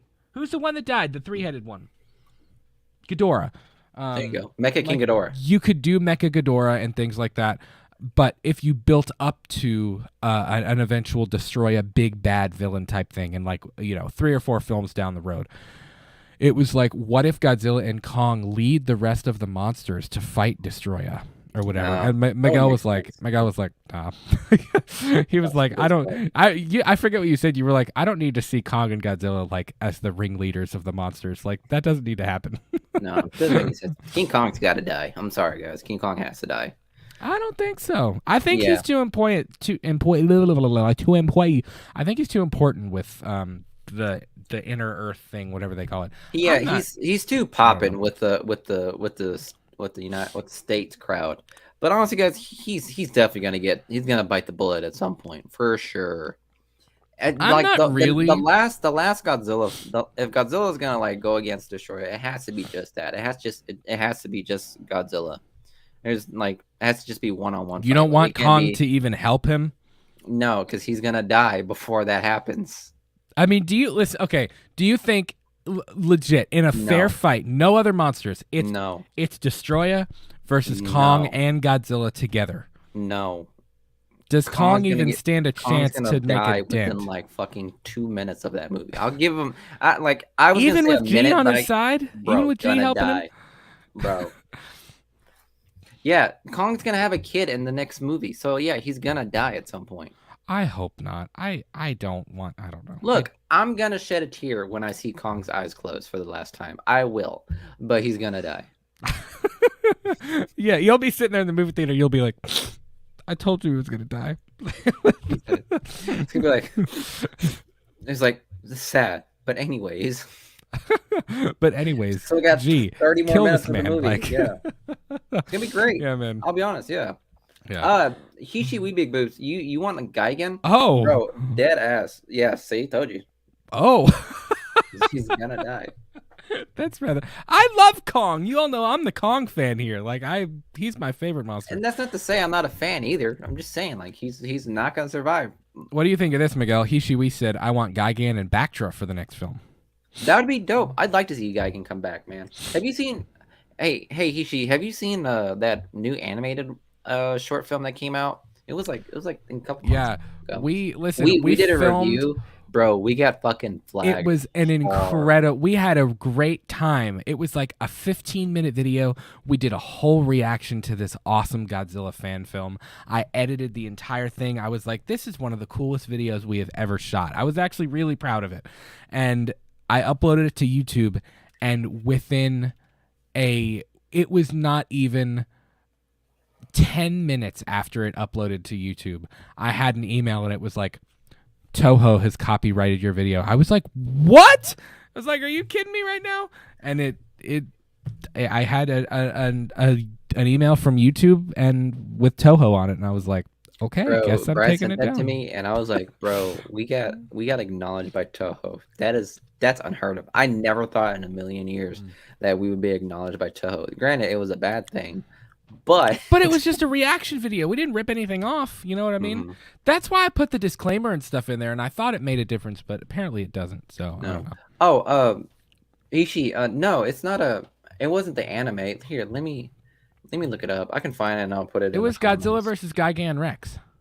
Yeah, I remember that because I put it in the title. It's on YouTube. I think it was just like it was like a Godzilla fan film that won at a festival or something like that. Yeah, it was like. It's a pretty. It won big at a festival. It did. Here, I'll post it on the comments so you guys can check it out. Yeah, it's pretty cool. Can I do that? I don't think I can. Can you do that? Do you want me to post it? I guess I can. Yeah, might as well. Since I can't do if it. You I have zero power. Hey Toho, look, I'm advertising you guys, even though you fucking flagged me hard for advertising you. Yeah, it's on the Godzilla channel. That's called being a simp for Toho. It's about 6.5 minutes long, but it's pretty cool, man. It's pretty cool. Like if you guys are big fans of it, I'll set the premise. It's pretty much a continuation of like the 1995 Godzilla versus Destroyer. When Junior died and he was resurrected by Godzilla when he passed away. Yeah, it's a continuation from Godzilla Junior. Yeah. So it's so that link, if you click on that link in the chat, it'll take you to the fan film and you can watch it. It's only 6.5 minutes long and it's pretty cool. Like it's actually like kind of a dope, it's a pretty dope little fan. I like film. it. It's really well done. Look, Hishi, like Gigan looks fucking sick in this fucking film. He does. He really does. He looks dope. He does. And Godzilla it's maybe the coolest I've ever seen Gigan. I'm gonna be real. Yeah, and it's one of my favorite designs of Godzilla too, just because it looks so similar to like how Junior would be. So, yeah, it's pretty dope. Yeah. Last one before I want to move on to some Last of Us talk, because we're about an hour and a half in. And I want to try to wrap this thing up by about 10 o'clock or so. We said Mothra King and Mothra King and Zilla all going to die because each of them will have kids. Why are they all having kids? Wait, didn't Mothra already die? Yeah. Mothra already died, yeah. Yeah, and I'm sure there's an egg somewhere. That's the trope. Every time Mothra dies, just know there's a fucking egg somewhere. There's another Mothra. So Mothra didn't really die. No, Mothra's going to come back at some point. I'm still trying to get over the hit. Just kill him. just kill him. Every time Kong is on screen, bro, just kill him. Just kill him, yeah. Like what? Rosalia, great question. Are you going to check out Cocaine Bear? Hell to yes, we're going to check out Cocaine Bear. Cocaine Bear actually seems like one of the coolest stories of the year, actually. And I mean, I don't know. I think it comes out in February or March, maybe. Does it? I want to say March. I wish it was February, so I can do it as a Valentine's Day thing. Yeah, I know what you mean, man. I know. So real quick, he was like, you know what I mean. So let's switch gears real quick. So Miguel, have you seen The Last of Us? Have you checked it out? I've gotten to episode. I've gotten to episode 3. That episode. So you didn't see Last Sundays? I haven't seen Last Sundays. God, I'm going to have to do a spoiler talk on my own. I thought I was going to sit here and talk spoilers with you. Well, I've talked about The Last of Us quite a bit. I've been uploading YouTube shorts with my reaction each Sunday night after the episode. I missed the third one, but I did talk it in a spoiler thing on the last show. So Miguel, to let us know real briefly, what are your thoughts, at least on the first 3 episodes of The Last of Us so far? It's pretty good. Silence. It's pretty good. Well, listen, I've never played the game. So Miguel, what are your thoughts? I like it, man. It's a good movie. It's good. I like it. It's nice. Okay, now look, I never played the game, so like I never really knew the entirety of the story. I know Joel needed to take Ellie somewhere, and Joel just said "fuck it" to the whole world, and then something happened to Joel, and then next thing you know, we're it's all about Ellie now. So yeah, I'm not trying to spoil anything, but if you played the game, it's pretty much what happened. So you look like Trump right now. I don't know how else to explain it. If you played the game, you'll know. It's great. It's a great story. It's the greatest story that's ever been told. Nobody could have ever done it better. Wow, the mic feels really warm on my mouth right now. Blah, oh my God. Greatness. It's great. The game's great. It's amazing. The show's wonderful. It's great. Okay, so anyways, if you want my personal opinion on on The Last of Us, here. Yeah, man, people are gonna unsub from us. So pretty much, I don't know. In regards to a zombie movie, it's pretty dope. Steve Merlo, what's up, man? I thought it was a good movie. I thought it was a good fucking. I thought it's pretty good so far. It's how can I say this? Your wife is what perfectly described it, pretty much. Because I am a huge Game of Thrones fans too. So when I saw House of the Dragon and it was end of the season, I was like, well, fuck, what am I gonna do now? And then they said, well, we have The Last of Us just to get us through the rest of the year. So I was like, fucking perfect. So HBO said, don't worry, we have a new hit show.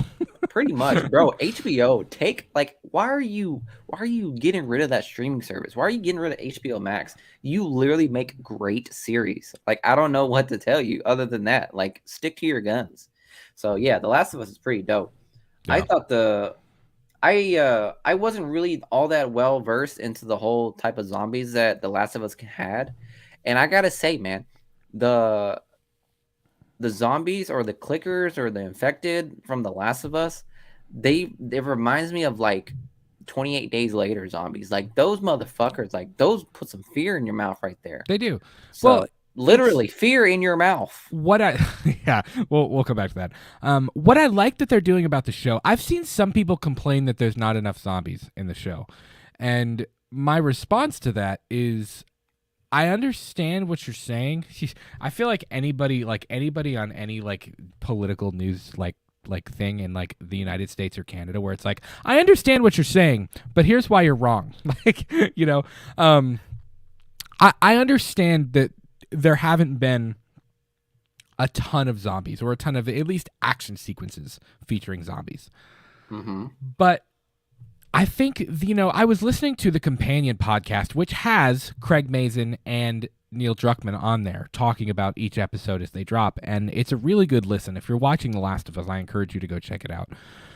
And they were like, we purposely made the choice to not litter it with infected because it makes it all the more impactful when you do see a clicker on the screen, when you do see a standard runner, or, which we're about to be introduced to bloaters. Yeah, I think next week is going to make up for it. Episode number 5 looks to be like, oh. Will it? Okay. It looks like it's going to be a action-packed, zombie-filled episode, which is cool. But yeah, I almost think it's a smart choice to not throw a zombie in every single sequence or every single scene because it makes sense to I don't know, it makes sense to me because it almost makes them scarier when you don't see them that much. I mean, that's the whole thing with The Walking Dead, right? Like we were so used to seeing the zombies that the zombies stopped being scary. Even the characters aren't really scared of the zombies in The Walking Dead unless there's like 20 of them or more. Then they're scary. You know what I mean? But if there's like 4 or 5 walkers in the show, they're kind of like, whatever. They take them out. And it's that not really sucks a big issue. Because the walkers in The Walking Dead was like are so well done. They're so good. Like there was like a whole. I remember there was a whole year where like people were like, "Bro, I want to be a walker. I want to be able to be in that." Like I remember. Well, do you remember they pushed the walker school thing and exactly. Yeah, Miguel and I looked into being zombies on The Walking Dead. Yeah, we really did. Now that'd have been really fucking. Obviously, it didn't happen, but to him, no, I'm kidding. But I think in regards Miguel's like season 7 episode. No, but yeah, man. Like I think that the zombies on in The Last of Us. I mean, granted, they're not like old, decrepit, like bone rotting zombies and whatnot, or they don't look like it's like it's just the fact that like they are pushing like such a narrative that like it's a natural thing that actually lives in this world right now. It was what makes it so freaking scary is the fact that like all it takes is one good year of that fucking fungus just mutating, and we're in The Last of Us pretty much. Well, like that's truly what happened. I love the start of it. Where it was the epidemiologist. Yeah, the epidemiologist. They were just like, bro, like this is some shit. Like this could really kill us all. And the guy is like, well, and the fact that cordyceps is a real thing, you know what I mean? Like makes it creepier. Like cordyceps is real. Like it's not like it's just something made up for the show. Like it's not like Resident Evil where it's all these fake viruses. Like like T virus, C virus, it's legit. Virus. Like it's a real thing. Like that actually happens, and that it's not uncommon for viruses to evolve and for things to mutate and to turn into other things. So it was that Indonesian girl.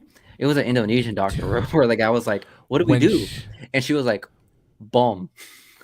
Yeah, when she said start bombing, I was like, oh. Well, and you can tell because she's sitting there with the tea, and as soon as the soldier walks in, she's holding her tea, and she's like she's shaking and freaking out. You know what I mean? But I love that stuff. I love seeing how the apocalypse begins and things like that.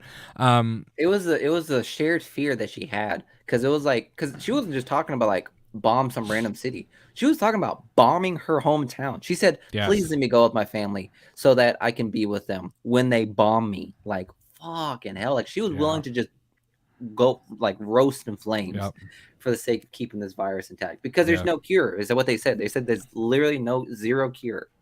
And I still don't understand Ellie's stigma on how she was able to survive. Obviously, I've never played the game, so I don't know. Yeah. They've made some... Obviously, this is very broad strokes. I've played the game, so I know where we're headed. At least in a sense, I know where we're headed. They can deviate, and they have deviated in certain aspects. Like there's no spores in the TV show. In the game, there are certain areas where Joel has to put on a gas mask in order to be in there because if he's breathing it in, he'll become infected. They took that out of the show, which makes sense. Logistically, it makes sense. The thing with Tess, when the zombie kind of senses her and then it turns and the fungus it kind of goes to do the like that shit was so like the what people call the kiss zombies. And the like the her like the fungus like touched each other and was like growing inside of her, whatever. Like they've done certain things like that make it interesting and different, because that kind of stuff didn't necessarily happen the same way in the game. But I like the deviations so far. Even the stuff with Bill and Frank. I actually think I prefer the Bill and Frank stuff in the show than I do to the game because it fleshes things out more. You have an opportunity to flesh things out in a different way in the show than you do the game, because Neil Druckmann was talking about this. He was like, when you're creating a video game, you have to keep the player engaged at all times. That's why there has to be a certain amount of action. You can't have this long, drawn-out sequence without anything happening, because the player has to be able to do something, because it's a video game. You know what I mean? That's the point, is to be able to play the game. So, you good? Yeah, I thought you were getting ready to speak. I didn't expect an awkward pause. No, you just ended right there. Sorry. Well, but that's where I was ending. So like after because I'll say this, because the last episode I saw was obviously Bill and Frank, and after I saw that episode, I obviously went down to watch the scene with Bill and Frank, in the video game. And I'll tell you what, dog, I like the show better.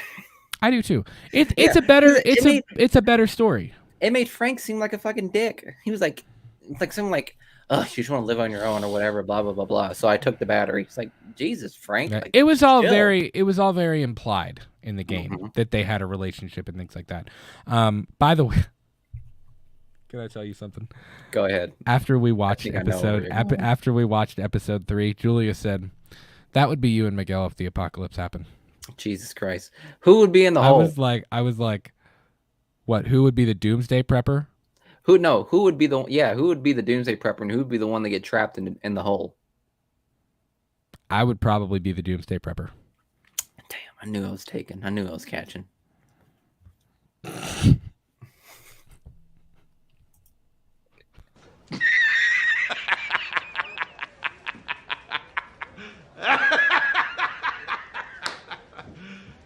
You serious? Yes, I'm serious. Yeah. No.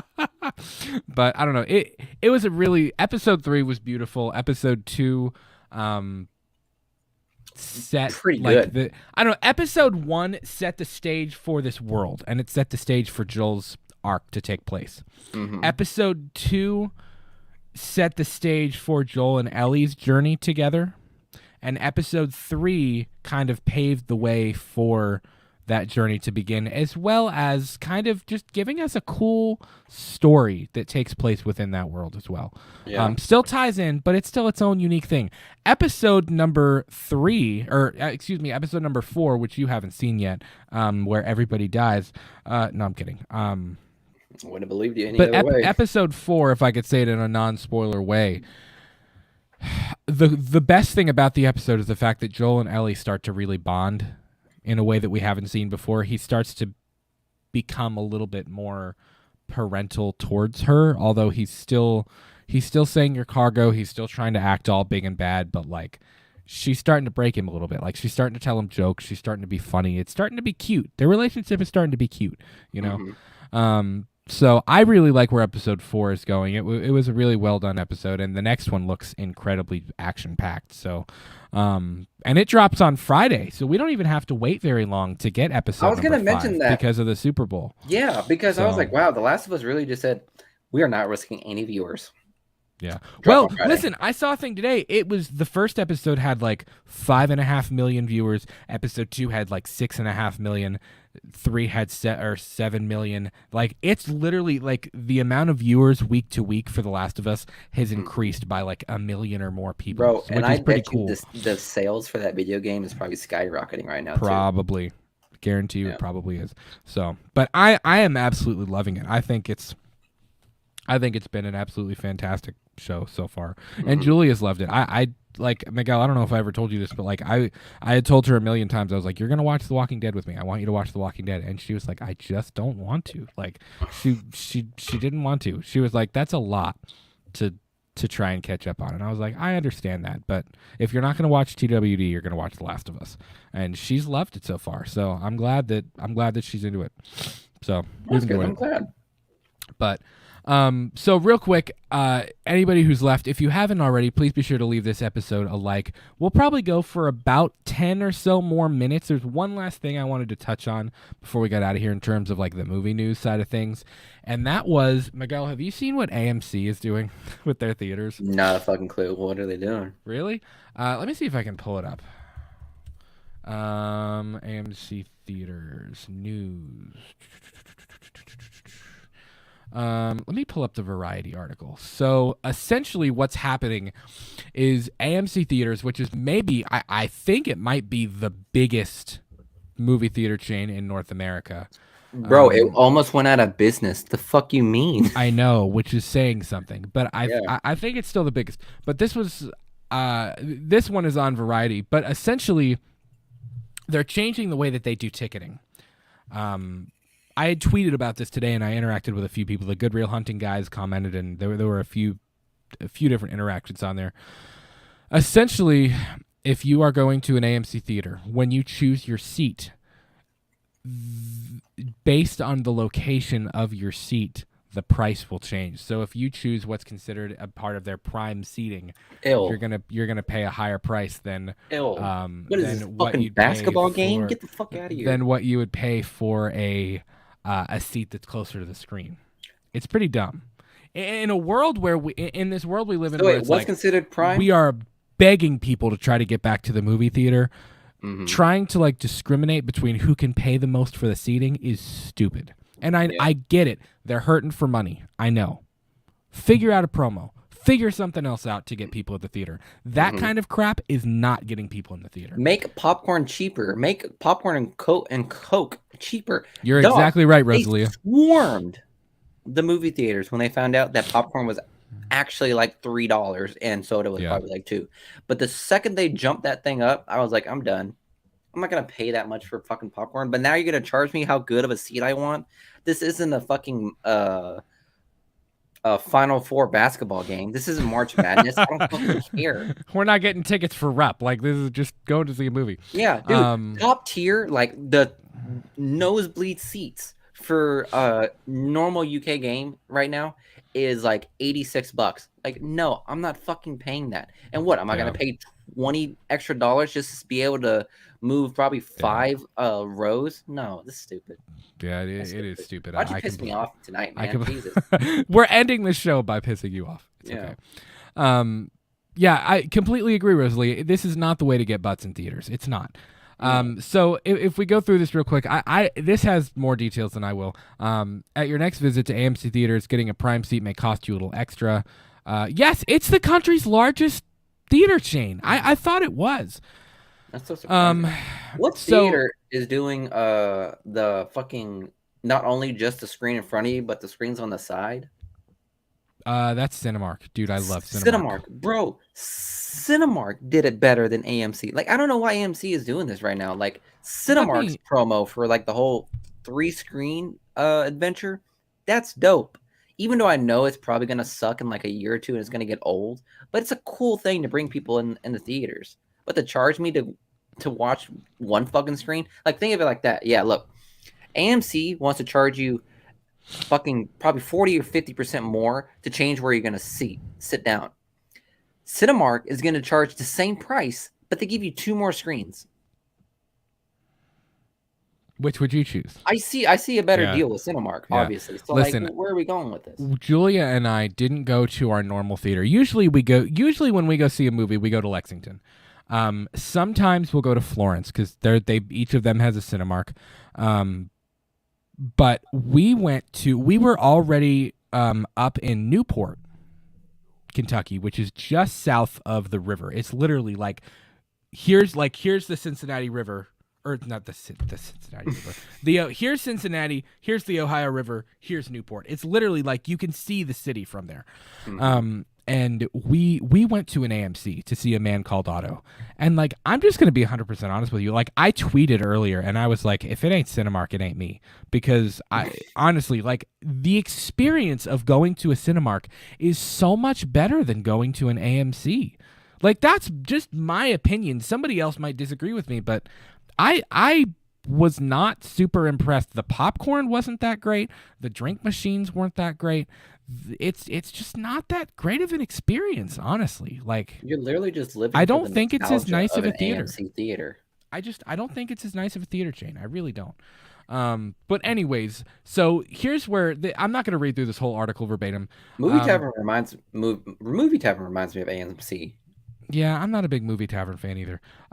So similar to music concerts, sporting events, or Broadway, moviegoers will have the option to pay more or less for admission depending on where they choose to sit in the venue or in the theater.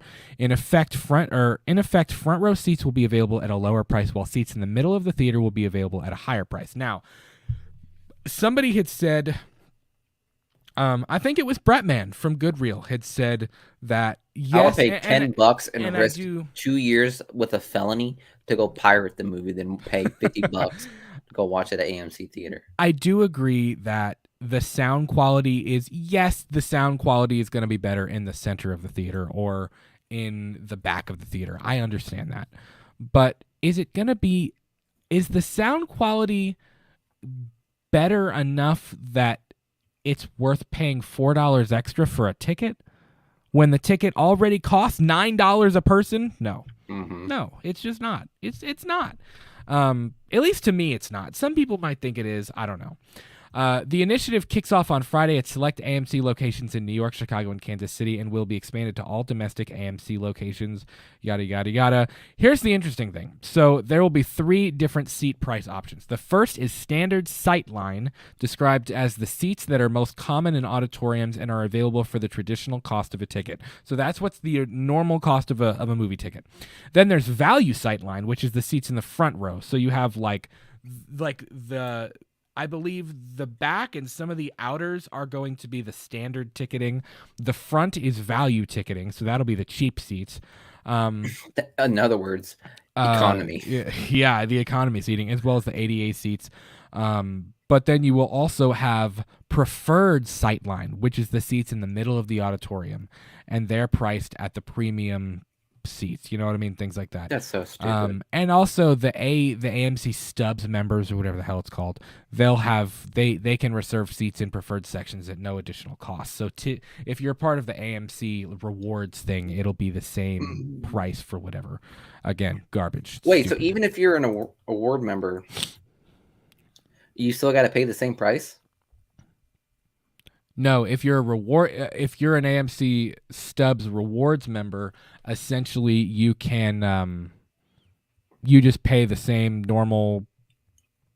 You just pay the normal flat rate. Like there's no value. It's just the standard whatever the ticketing is. Say the standard seating is $9 a ticket, value seating is $6 a ticket, and premium seating is $12 a ticket. You would just be paying the standard $9, like just the normal flat rate. You don't have to pay the extra. Stupid. You don't have to pay the less. I know I think it's ridiculous. Yeah. Bad move. I saw where it was expected to provide a detailed seat map that outlines each option during the ticket process. I saw that map somewhere. Give me a second. I'm gonna find this. For what? What are you finding? I saw a map. There was a seat map. Oh, of what the cost would be? Yes, I saw this.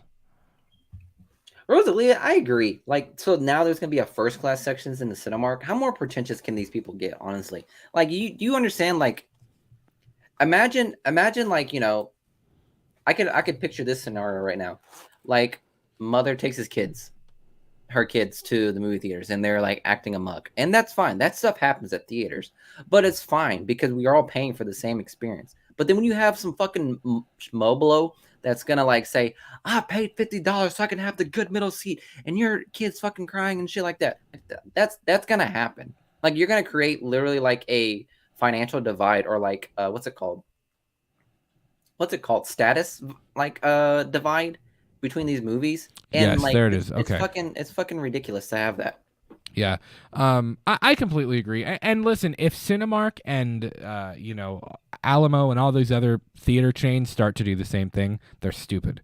Because they should see the reaction to this and be like, okay, people don't want that. That ain't gonna work. Cinemark and Regal are gotta be like, let's just see how it goes. So I don't know if you can really see this. I know we're kind of like it's kind of cut off. Well, I can change us, but I can't change where we are. It's kind of cut off. Let me take us away. So if you can see, so blue is $2 off. It doesn't have the price on here.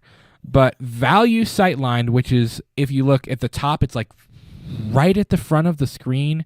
And then for whatever reason, there's value sightline. Value is, if you look like in the back section, like if you went up the stairs, there's 2 random blue ones there. I don't know why those are value. That doesn't make any sense.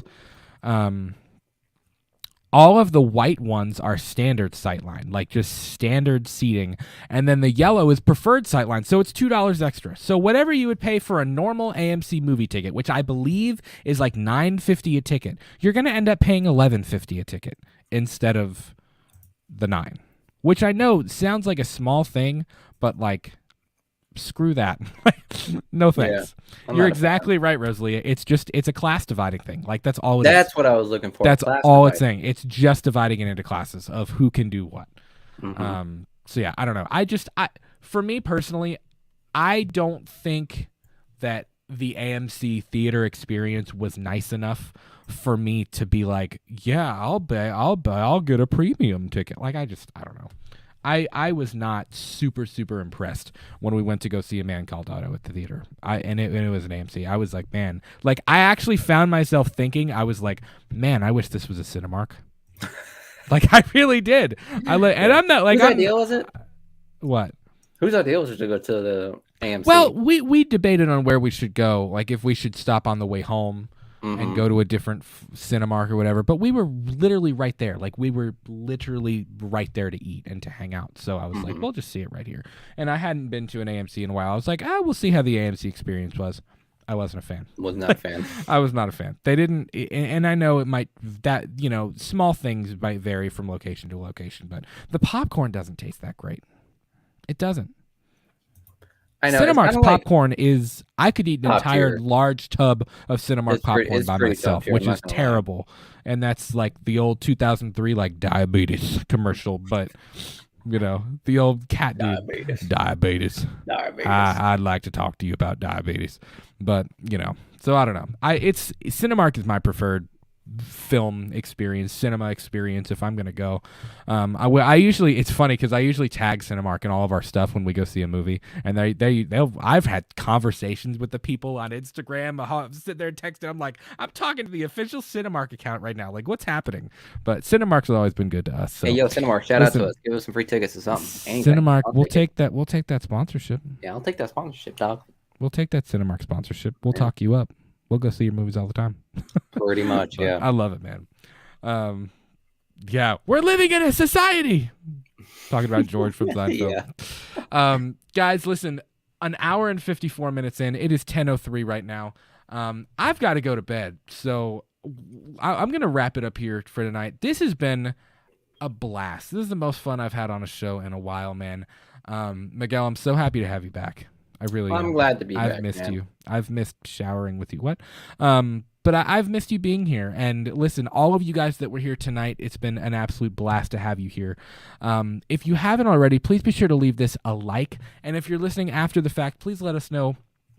If you have questions, drop them in the comments. If you have thoughts on the DC slate, on The Last of Us, on the AMC thing, on any of the many things we covered tonight, this was a good old-fashioned hodgepodge show. And usually, I've found that anytime we have a hodgepodge show and we talk about a ton of things at once, it's usually a pretty good time. So this has been a blast. Super excited for the next one. Like I said, probably won't do a live show again this week.